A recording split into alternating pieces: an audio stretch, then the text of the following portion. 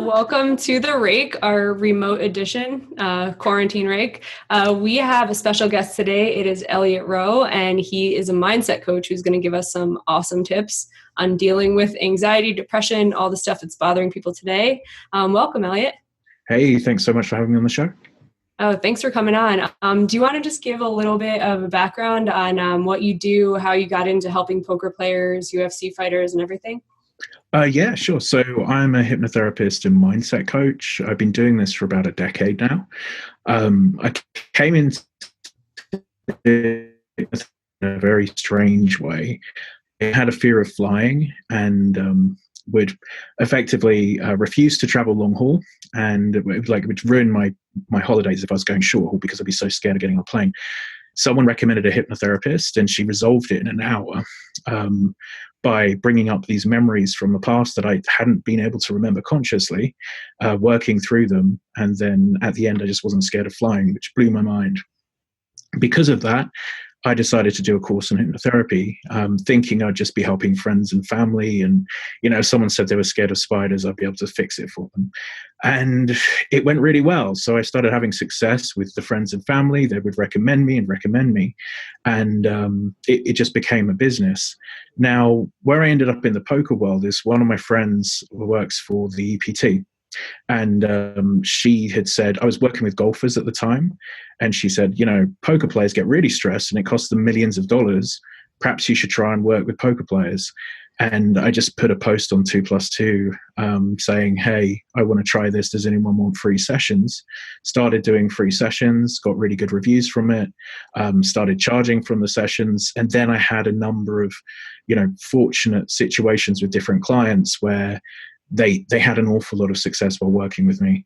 And from there, everything was word of mouth. And then there was sort of lots of people in poker, know lots of other successful people. So I was introduced to athletes through poker. And also early in my career, I was living in Las Vegas.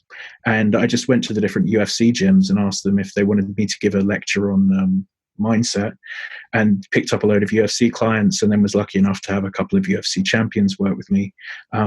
So yeah, it's been a fun decade working on the mindset side of things and helping athletes, poker players, and now sort of predominantly, probably the majority of business people, CEOs, founders of companies, about 30% are still poker.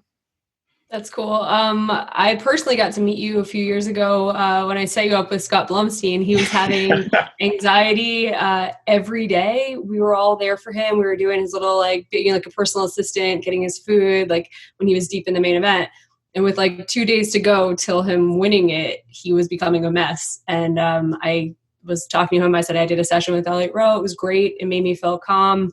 He's very knowledgeable about poker players. You're not just going to get a therapist. You're just envision a field of flowers and blah, blah. I'm like, no, you actually get real, you dug in really hard with me, with the stuff that bothered me about my poker career. And he's like, sure, yeah, set up the meeting, whatever. And then every day he was a mess. And every time he talked to you, he left the room with a completely different attitude. It was amazing to see that he'd wake up being like, oh my God, do a Skype call with you and come down an hour later and just be like, all right, guys, let's get them today. I'm ready. It's like magic though. And then he ended up winning and he played well. And he was didn't let those, there were a couple of hands he played where he punted some chips off. And to me, I would have been like, oh my God, everyone's going to make fun of me. All these weird anxieties come in. He was just like, oh, whatever. I still have 50 million. It's fine. And I feel like that had a lot to do with your coaching. Oh, I mean, thank you. And it really, I think it's where it comes into its own, especially in the poker world, is if you can reduce that anxiety, and, it's impossible to put a percentage of it, whether it's 10% reduction in anxiety, 20, that there's usually a very obvious change that people notice, an obvious shift. Like you say, he goes upstairs feeling one way, he comes down another. The edge that gives you in a high pressure situation like that is ridiculous. Because you're just treating the game in a different way to your opponent. And that's what I found. I mean, it has gone really well in poker. I had Federer obviously won everything.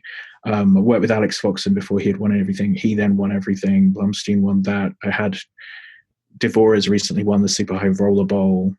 Rast won the Super High Roller Bowl. It's been a really good few years of it. And yeah, I just keep trying to prove the point that not being anxious and being focused is really valuable for poker players. Is there a specific personality trait you see amongst all these high rollers, amongst all these elite poker players, that they have like a commonality that they have to get through, or is everyone kind of different in their baggage, so to speak? I think everyone's different in their issues, but in terms of where people, like the way they view the world, I would say is quite similar. In most cases, certainly the guys who end up working with me, they're really looking to improve themselves in any way that they can. And I'm not surprised now that when you look at the super high rollers, everyone's in shape. Everyone eats pretty well. Everyone meditates. Like there's this theme now that you can see. It's just like they're trying to do their best and get an edge in every area. And when I talk to mid-stakes players, that's not really the case. I would say that's the biggest difference, is this: they're trying to gain an edge anywhere they can when they're at the very highest levels. And yeah, the lower stakes of the game, you don't quite see that same dedication that I notice with the really elite players. Interesting. Yeah, I think that that is actually really interesting. Because like Jason Kuhn comes to mind, where it's just like this dude wants to crush every single aspect of his life. He's not just like, hey, is there some like magic pill I could take to make myself good at poker? Or like, can you give me one visualization where like I just crush my opponents when I sit down and think about it? It's like, no, he's just trying to figure out like how to make his whole entire life work optimally to make sure that when he sits down, he's playing as well as he can. Yeah, and I think that's sort of a lot of the work that I'm doing with those guys. It's fine-tuning work. Most of them aren't coming with their lives in absolute chaos and disarray. They're like, I sometimes notice that in this sort of situation, I feel more anxiety than I would like to. If I felt less anxiety there, that would be really valuable for me. Can you help me? You know, it's that sort of, it's really subtle changes with the people who are at the highest stakes. And then mid stakes, it might be like, hey, I get angry and I smash my laptop. Can you stop me smashing my laptop, please? And, you know, it's sort of just shifts because people have had to develop a certain amount for them to reach those higher stakes of the game. Were you attempting to talk directly to Spraggy on that one? Because he's just out of earshot. I know Spraggy has never had a mental coach, and he desperately needs one. I think we can all recognize that. So what does that look like when someone's high of anxiety? This is my problem. I can't get past this hurdle, whatever. What's the first step? Do you break it down and just kind of acknowledge it, or what's the first step in like breaking that barrier? Well, I mean, I use hypnotherapy. That's my background. That's modality. So you get into a very relaxed state, which is just like guided meditation. So the person is then very relaxed. Instead of with meditation where you would let go of thoughts as they come up, instead you get incredibly focused on one thing, which would be the anxiety. And I'd be saying, so how do you feel in your body in that moment? How does it present? Like, and they'll say, I'm feeling a pressure in my chest, or I feel a heat in my forehead, whatever anxiety feels like to them. And then we'll start connecting it back to earlier times in their life they felt that way. So when else did you feel this way? When else? And they usually end up talking about times in childhood where they were getting pressure from a parent, or they're being bullied at school, or whatever it might be. We then work through the issues that they had to deal with as a child, release the emotion from it. It's not rare for people to cry in these sessions. It's quite normal. They start releasing the emotion around it, and then they notice that the trigger that had been firing to make them feel anxious in those moments has disappeared or changed substantially. So let's say someone's anxiety is at a 10. We're not saying we're going to take it down to a 0, but what we want to do is get it down from a 10 to a manageable level where it's no longer impacting their play at the table. And that's the basic process that I'm using, whether it's anxiety, anger, procrastination, self-sabotage, fear of failure, fear of success. It's always this, okay, you know that's irrational. Your subconscious believes there's a reason for it. We need to find out why the subconscious believes that and then work through it. Yeah, I've read that list to Marle that you have on your coaching page, where it was basically going through the different things blocking people from success. And I was like, this could be written for me. Like, basically it was just like, why don't you try hard at the things you do? Like, because when you try really hard and you fail, or you try really hard to be the best and someone's still better than you, it hurts your ego a lot. And that, like, the fear of trying hard and failing, but then also the fear of like getting to the top of something that you want to be at the top at, and then having it not be fulfilling might be even worse than that, where you just think, okay, if I get everything I want, like one thing, maybe it is good, but then what do you do next? And then the other thing is like, maybe it won't be that good. And I'll be like, what a waste of 10 years. Yeah. And the reason when you're reading it, it's talking to you, is because they talk to everybody. Everyone has some percentage of these issues. All of us, it's very scary giving 100% to anything, whether it's something like poker or even just a relationship, giving 100%, because then if the person rejects you, they're really rejecting you, rather than, hey, well, I wasn't really trying that hard in the relationship anyway, so, I'm not really being rejected. And it's the a lot of sessions I do relate back to this.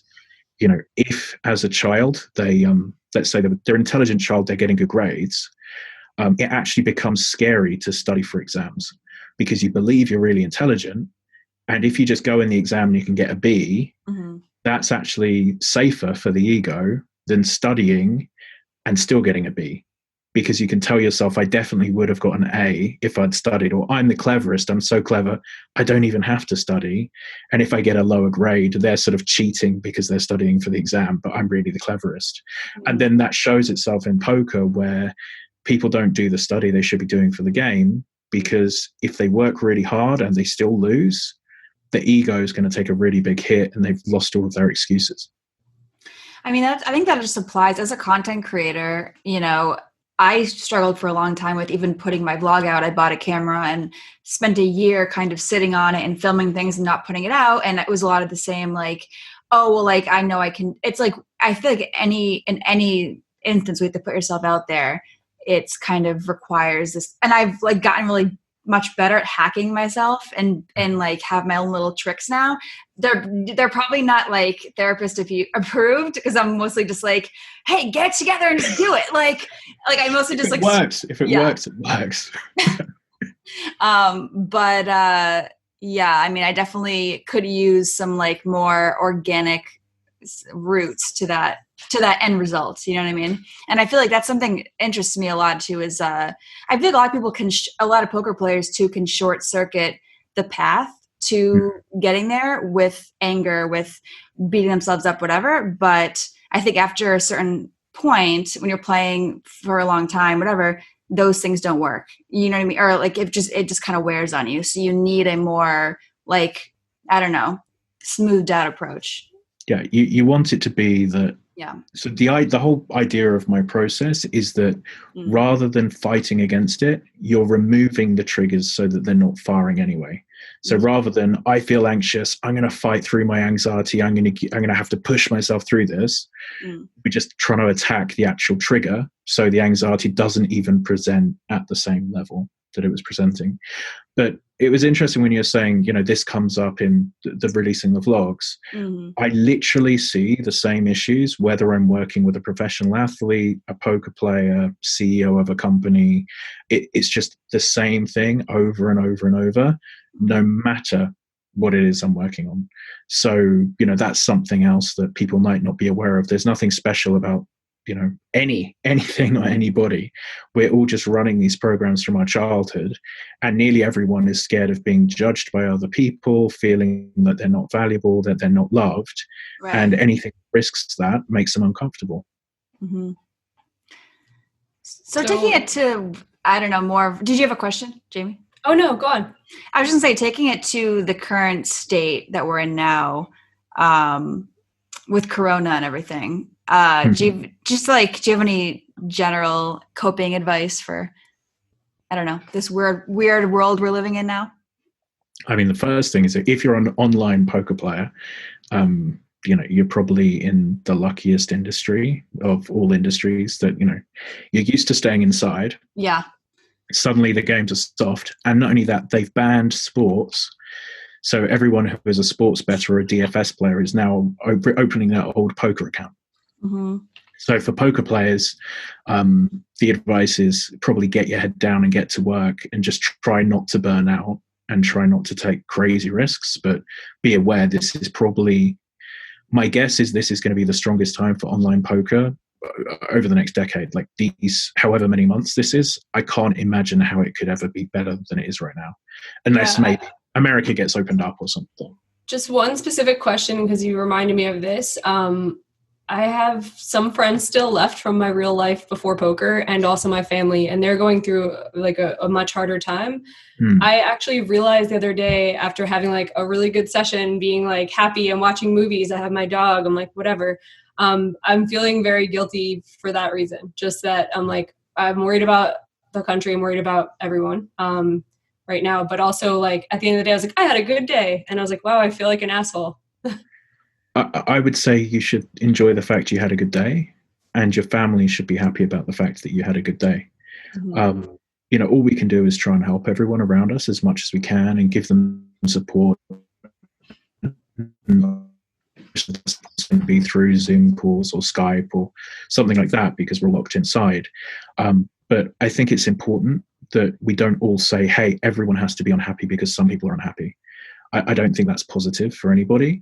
And I would always say, like, reframing all of this is beneficial, and not to try and make, the virus is terrible. Lots of people are going to lose their lives. This is a horrific situation. But sort of reframes around what opportunities does this now open in a new world? What does it mean for climate change now that we said we couldn't stop flights and suddenly all flights have been stopped? What does that mean for pollution with people who were commuting to work, and now their businesses have just found out that people can work from home actually, and there's no reason for them to drive an hour every single day? So there's tons of negatives, but there are also positives here that we can start to look at. And the world might be a very different place, but it doesn't mean it's going to be a worse place. But there's going to be a lot of tragic stories in between. But I think it's more helpful to say, if you had a good day, admit it and say, I had a good day. Like, I'm having a pretty good day today. I'm on 3 podcasts and I'm seeing 2 or 3 clients, and my kids were playing in the snow that we randomly had in Utah today. It's been pleasant. Like, we're locked inside and it's going to impact my business overall, but today hasn't been a bad day. And I think it's important to not try and tell people it's been a bad day, even if it's been a good day, to try and make them feel better. You can say, well, no, some things are still fine. There is some normalcy still. And it's, as I say, I would push towards that. But no one's an expert here, because this has never happened before. No one knows what's right or wrong. This is what I'm drawn to personally, is just being honest and trying to, just say to people, if I've had a good day, I will always say, yeah, my day's been pretty good, because it has. And I don't see the point in joining a negative gang around all of that sort of stuff. Yeah. Is there any way, like, have you thought of any creative ways to kind of assuage the guilt a little bit? Like, I think donating to, like, if you have a good day at poker, if poker is booming and you're making twice as much as you're making, finding some people to donate, like getting desperate people and sending them money. Like, animal shelters have been thriving right now. Everyone's fostering dogs. That's them. But do you have any like tips and tricks, like besides the one I just mentioned, which is like donating, like maybe calling people who are like super unhappy that have been hit the hardest? Yeah, I think be aware of who's going to be loneliest, because we know people who are living on their own. That is much tougher for them than if you're living with other people.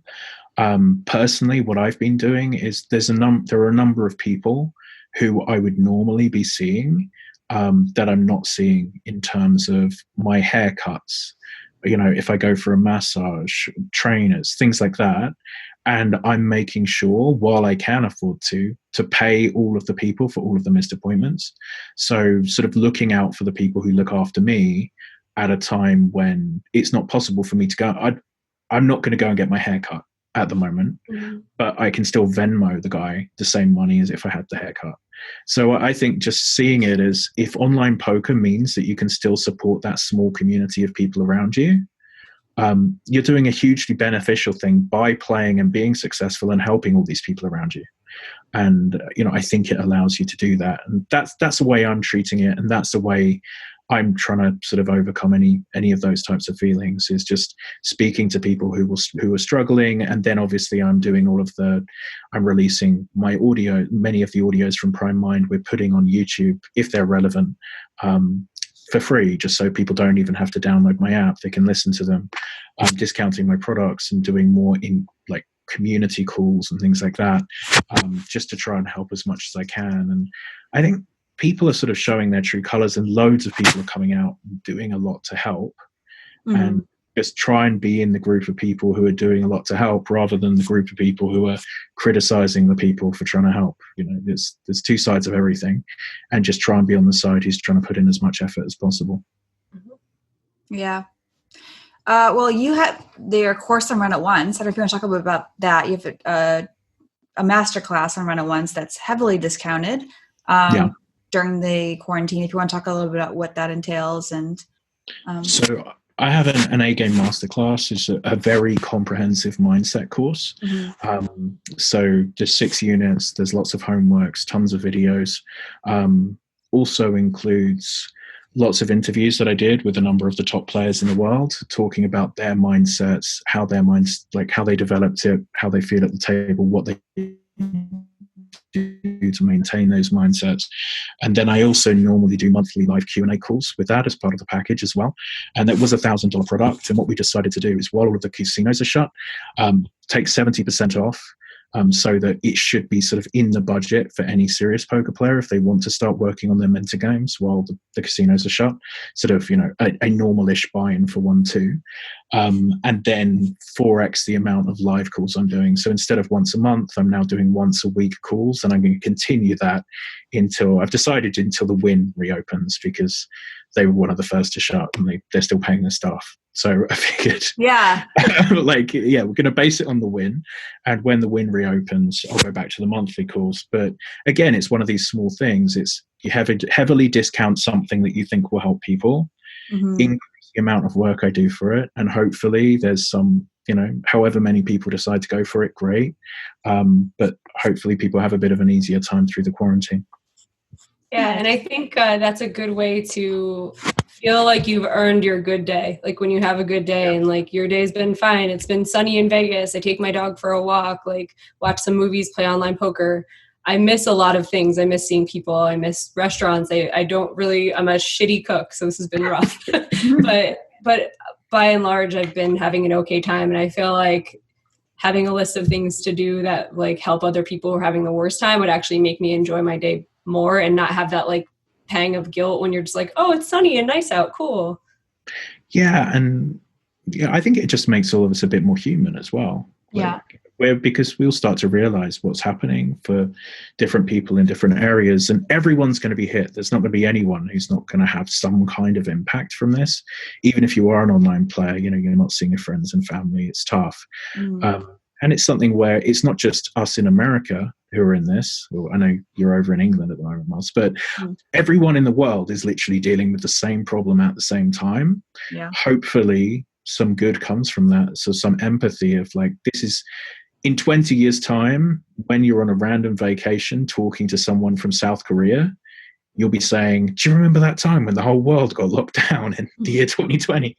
And we're all going to have something in common to talk about. And as I say, I think how you try and deal with it, it will set you up well for the future. And ideally, just trying to see it as, okay, how can I help the most people? How can I keep my stress levels low?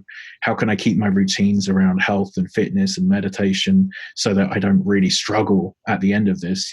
This could be 3 more weeks, or it could be 6 months. It could be a year. The health and fitness thing is an amazing, sorry to cut you off. It's hard with the video conferencing to figure out when to jump in.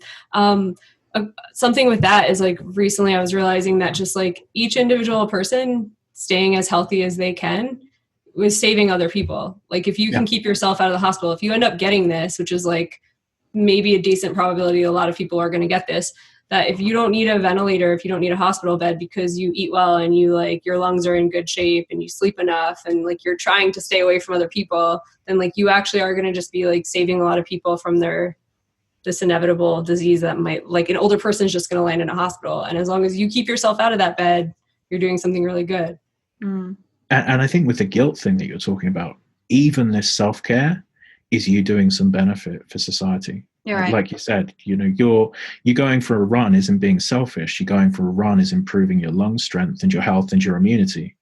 So I think that's a really wonderful way of putting it, Jamie. Like you're doing your bit by staying well. And I think possibly we'll see a big drop in the numbers of smokers over the next few years. When people realize how important lung health is, I think we'll probably see some big impacts on that sort of thing as well.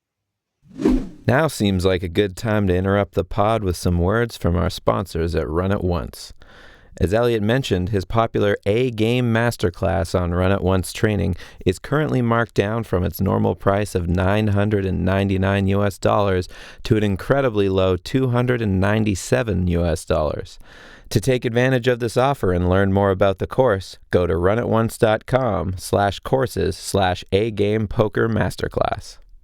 Also, if you sign up for a Run It Once training membership using once.run/learn, you'll get free access to 3 of their elite level videos. And if you're looking to dive into the current boom in online action, you should also head over to Run It Once Poker, where there's still some time to take advantage of our Legend of the Green promo.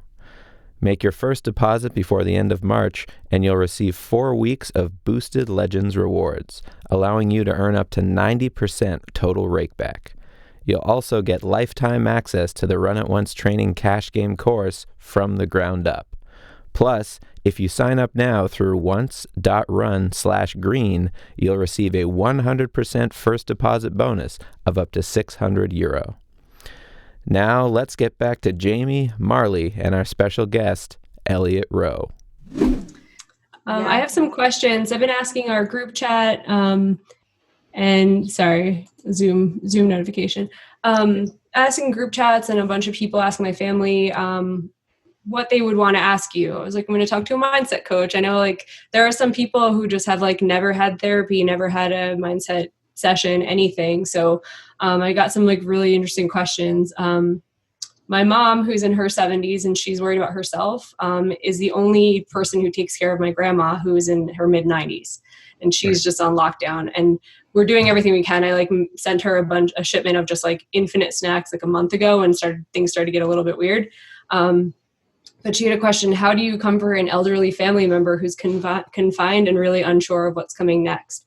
Because this could be like, if this is a long-term thing, this could be the end of her life, is dealing with like no contact from her loved ones, no physical touch, and just being in her own little apartment. And that's like incredibly sad for me to think of. And like, how do we comfort her and not put that on her? Like when I call her, I feel sad talking about stuff. And like, how do you just kind of like get through your own like dread of like that being her last few years? Like, I don't, the resistance how do you comfort it?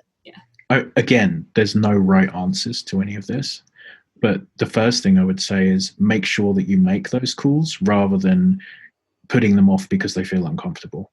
Because you'll only, if something terrible does happen, you'll regret the calls you didn't make more than the calls that you made. And the other thing, it sort of goes back to what you were talking about earlier with this feeling guilty for being happy. I can assure you, your grandma would much rather see a happy Jamie who's had a great day playing poker and walking her dog than someone who's mirroring the way that she's feeling. So I would say going on to those calls with how was your day? Well, actually, it was pretty good. It's sunny in Vegas. We took the dog for a walk. I won this money playing poker. You know, being upbeat is going to be more positive than mirroring the way that they're feeling, because it's always going to spiral one way or another. The energy. So you're either improving their day and making them feel brighter, or she's going to be thinking, I'm worried about Jamie as well. She seems really upset. So I think just as much contact as is reasonably possible. And if you're having a good day, don't pretend that you're not, at the very minimum. But again, you know, it's going to be terrible and tragic for a large number of people. There are no experts in this. There's just sort of the most reasonable, logical choice that you can make. And we're all going to be faced with those difficult calls over the next whoever knows how long. For sure. Do you have tips for like that, just reading people's accounts of when they actually do land in the hospital? It's like, it's very sad because this isn't the kind of disease where it's like, oh, and your boyfriend or girlfriend or husband or whatever can go in with you and like hold your hand in the hospital. It's like once you reach that point, you're going to be on your own. Are there tips for if that happens to somebody dealing with like the loneliness and fear by yourself? And this is where I'd say having a meditation practice is going to be really useful.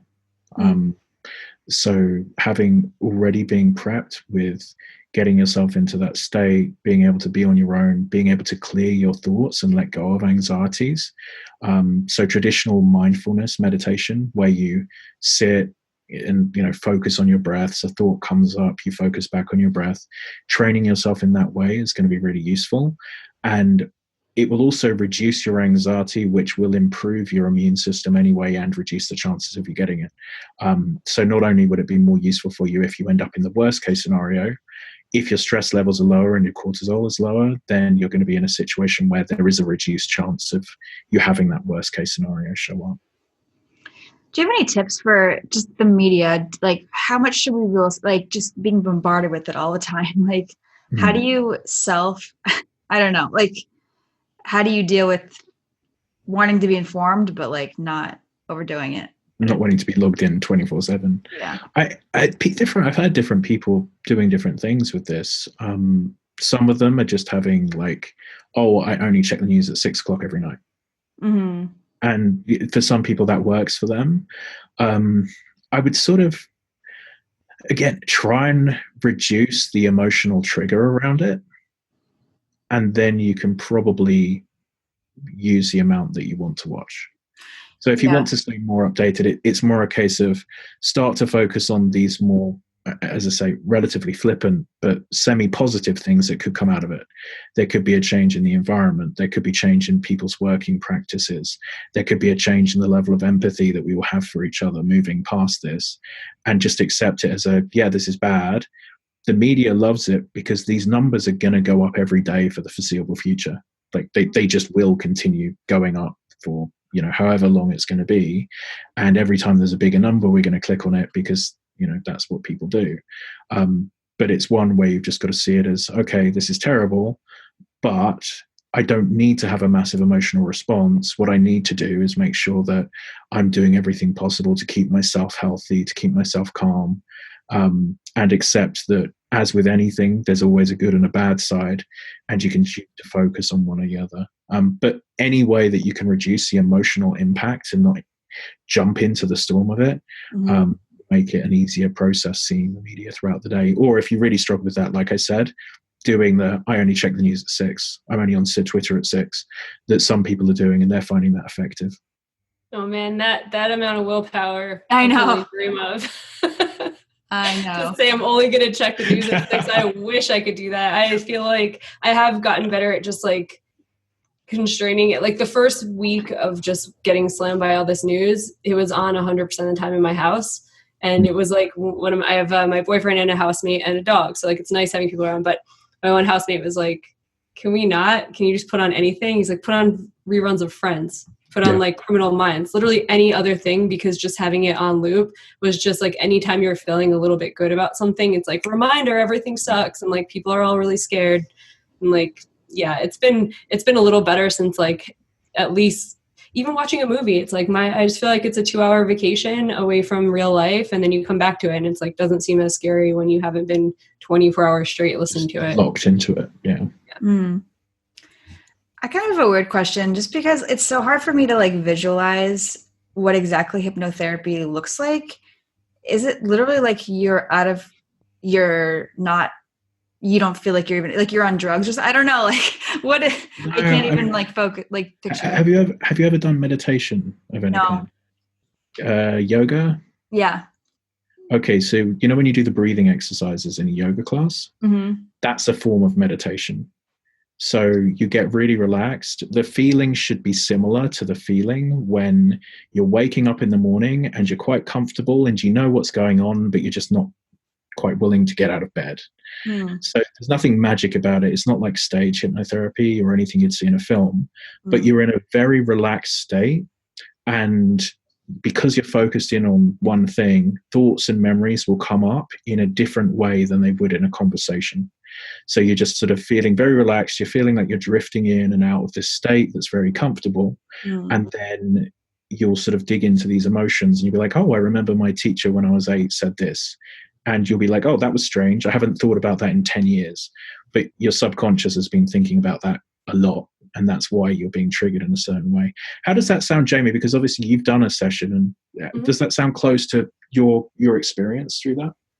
Yeah, it was funny because that was the part of our session that I was the most resistant to, because I'm just like, oh, whatever. Like my brain's not going to let me just like take a vacation like this. Like, and then towards the end of it, I started to get that like, okay, I'm breathing much easier and like my brain feels empty. Like instead of how I was in the beginning where I'm like, I don't want to visualize anything. I felt like it was cheesy. And then it just like after a few minutes, I did start to feel like it felt like yoga, like where you're just kind of at first, I didn't like yoga at first either. I was like, I like running. I like soccer. I want to be sweating. I don't want to be like just posing and stuff. But actually towards the end of like my first or couple of yoga sessions, I was like, okay, this is like a mental benefit more than physical. And it was like, I could accept that. Okay. Like sometimes just like chilling out it's hard for an anxious person to like decide to chill out. Yeah, it can be scary to let go of the control because, you know, those wheels turning are the control of it. But yeah, it's, as I say, there's no magic. It's not like you're unconscious, but there is a shift. There is a feeling with it that's different to if we're just having a conversation. There's definitely a significant difference between the way the person feels in the first half an hour of my session, where it's basically just like life coaching, I guess, and the second half of the session, which would be a focused hypnotherapy. The life coaching was excellent though. Like I was in a rut for like a year where I was doing the same thing. I was playing the same MTTs in New Jersey. This was a long time ago. And I remember just being like, okay, I know if I like study harder, I'll achieve my goals and all this stuff. And you were like, what are your goals? We go through my goals. And you're like, oh, you can't achieve your goals by the things you're doing. You like went through it and you're like, these are the buy-ins you're playing per night. This is like your upside, the possible upside. And you're like, yeah, your goals don't even match what you're like trying to do. So if you do everything right, you're still not going to achieve your goals doing this. And I was like, damn it, Elliot. It was really good though to have like life coaching, not just like visualization and things that are very general. It was like a very specific, like, let's get into like the things you actually want to do and see if any of the things that you're doing are going to accomplish that. And I changed a lot of things from one session. It was kind of crazy. That's awesome. I have a kind of a random question. Have you played much poker yourself, or do you have any interest in it, just being around it? No, I mean, I play badly, basically. So I'll play for fun when I'm in Vegas. I'll just like jump on 1-2 or something like that. But I think being around it, the amount that I have been for the last decade, in some ways, like I speak to a lot of extremely good poker players, and I'm very aware of the level of effort that I would need to put in to reach a level where I would think it's going to be anything more than just fun. And if I put in the hours to poker, I wouldn't be able to put in the hours I work. So rather than trying to be world class at what I'm doing now, it would be a case of, I wouldn't be great at either of them. So my decision is play poker for fun and not particularly well when I play. Just see it like that, just like a fun entertainment in Vegas, rather than I'm going to take this seriously and try and become one of the best because you guys are all cleverer than me. Like, let's keep playing 1-2. I can't lose too much money to you. Yeah, that made me think of this video that just came out a few days ago. This YouTube channel, Finding Equilibrium. They make, PIO videos. I love it. It's so good. Yeah, it's a really good channel. But they came out with this video talking about just like the way poker is marketed. Have you seen this video, Jamie?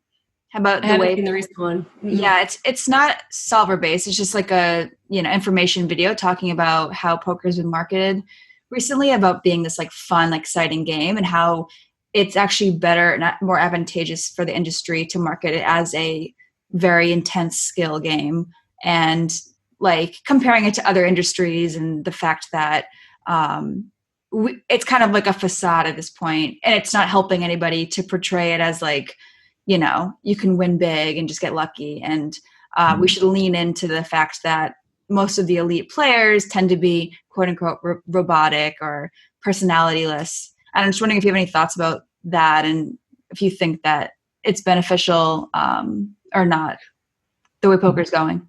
Well, I would say probably for let's say I'm target market. I know the truth, and I know how hard it is, and I know how clever the people are, and I'm choosing not to play as much because of that. So I think if they were like, hey, this is really a skill game, this is like playing chess, that probably wouldn't be the best way of advertising it to brand new players. For some people, their ego will kick in. But I would think a lot of other people are going to think, wow, that sounds really, really tough. I don't want to put down $2,000 to something that I don't know how to do when it's really, really tough. So I think somewhere between the two of this is something you can improve in and that you want to work towards, and the very elite are like this. But the truth is there are games all around America which you don't have to be the world's best poker player to make a living in a lot of parts of America. And saying live games, they don't exist anymore right now. Yeah. Right now they don't exist. But there were 2 weeks ago games in many parts of America where it wasn't the sort of the super robotic elite high, GTO play. It was a bit more like the sort of the old days of poker. So probably, dependent on market and who you're trying to attract. But I don't know that you get the numbers by saying this is like chess. But that, again, who knows? That's I think poker players like things to be black and white. And I think that the elite players want to be honest and say, hey, if you want to be playing 300K buy-ins, this is the kind of work I do. And Jason Kuhn put out that blog that was here's what I think about in a hand. And it's an extremely overwhelming amount of information that he takes in one hand.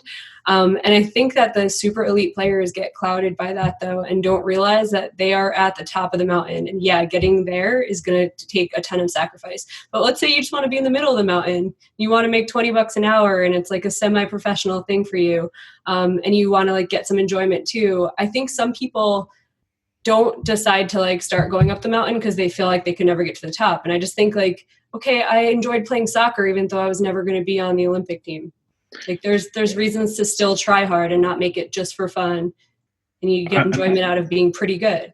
If you think about how many people take golf seriously in the country. That was the comparison they made, actually. It was to golf.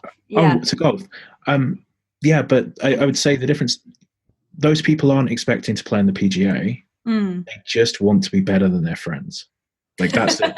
And they don't have to train every single day to be better than their friends. They have to train more than their friends.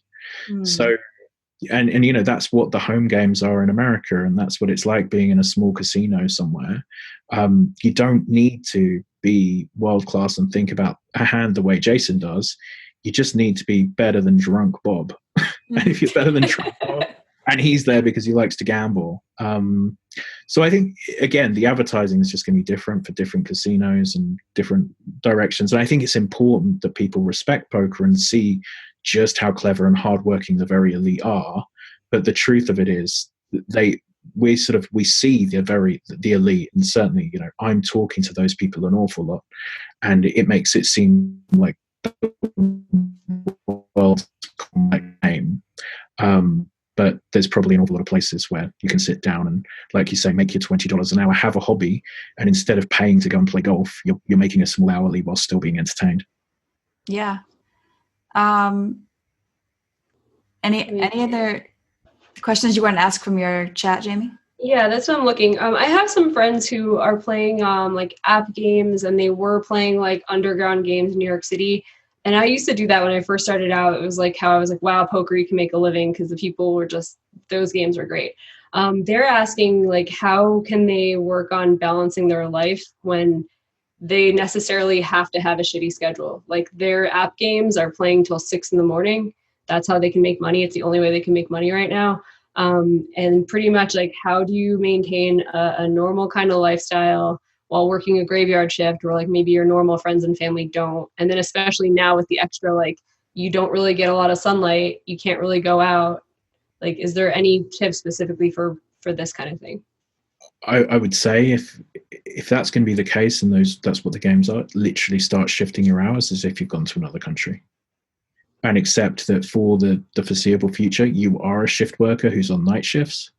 And look at what people who are on night shifts do to live the best life that they can. If this is a survival thing and the other games don't exist and this is your only way of making an income, then you change the time that you go to bed, you change the time that you wake up, you make sure that you get that exercise we were talking about never stop the exercise, never stop the meditation, make sure your diet's as clean as possible, because like you said, there is going to be a sort of a vitamin D issue if they're not getting outside in the sunshine and things. But I would just say sooner rather than later, accept that that's your new reality and make the best of your new reality.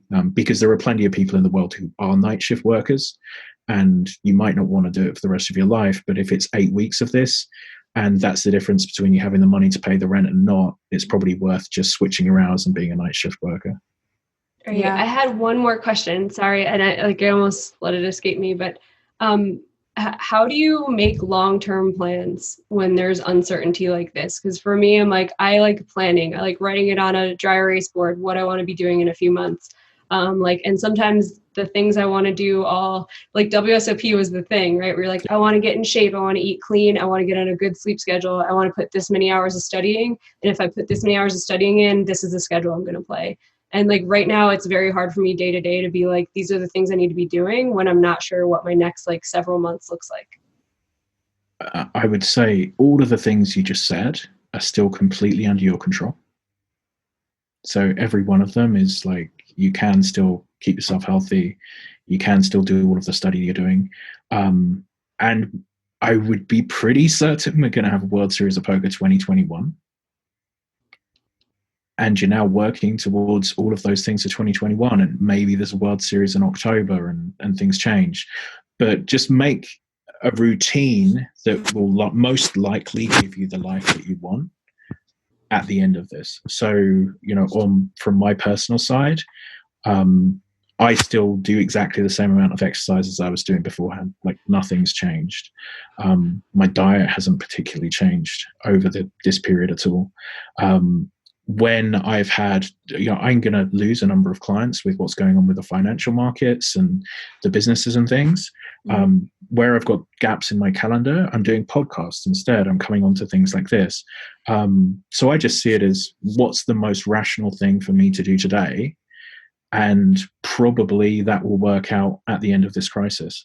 But if I was like, oh, actually, I don't know what things are going to be like, so I'm going to stop exercising and I eat whatever I want, and I'm just going to sleep during my breaks in the day because I'm feeling sad, very likely I'm going to be in a much worse position whenever the end of this is. And if it's 6 months or 1 month or what have you, I would just say, just any routine that looks like it will lead to what you were picturing beforehand, but you now have more time to do it. I was talking to an Olympian earlier, and he was like, yeah, the Olympics have just been cancelled. And I was saying to him, well, the good news is you've now got a year to be even faster than you were before. Literally, it's another year of training. What can you do in this year? And what opponents can you do better than? Who's going to mentally break because their plans have been changed? Exactly. And who's going to get more training in and be even better when it comes around to the Olympics 2021? And some of the distractions that were probably always there for like younger people who are like in sick shape, like they want to go on dates, they want to go out drinking, they want to like do social things. It's like those things have all been removed. So maybe you become like an absolute machine in a year. Everything stopped. Yeah. I know. Well, any other final thoughts as we wrap up here that you wanted to, I don't know, any other plugs? Like direct us to the stuff like. Okay. Yeah. So we've got, if you search Prime Mind on YouTube, we've started putting out free MP3s. So you don't have to download the app. You can just find some free stuff that we think would be helpful. So like to get you to sleep, for anxiety, we're adding some stuff about working from home because people are struggling with that. So there's free on YouTube. And we can send you the links, Jamie, if you can share those. The course, which with the discount I mentioned, is on Run It Once. That's all done through the Run It Once guys. So you can find my masterclass on there, and we're just going to keep it discounted, and I'm going to keep doing the extra sessions until the win reopens. And then Prime Mind, if you want to download the app, it's free to download and try. And I think there's like 40 audios that are for free on the app. And you can subscribe as well. And that's just on your phone if you search the App Store or Google Play. And my coaching's elliotroe.com if someone feels that it's the right time for coaching for them. I really want to do a session at some point. I've been obviously Jamie told me about hers, and I know people who worked with you, but hopefully at some point in this quarantine, I will set up a session for myself. Drop me a line. You'll have one about like how to deal with spraggy, or like, that has to be like, we don't have to talk about it on here because I only want to make fun of them as a joke, not for real. But having a new relationship and being quarantined together, holy shit. I know. Well, we're getting through it. We've only, had a few minor, fist fights, but we're getting through it one day at a time. Thank you so much, Elliot. This has like made me feel better, even though we're like surface level on everything right now. This has been like calming anyway. So I really appreciate you giving us some tips. No worries. Well, as I say, thanks for having me on and hope it helped. Awesome. Cheers, guys. Bye. Bye.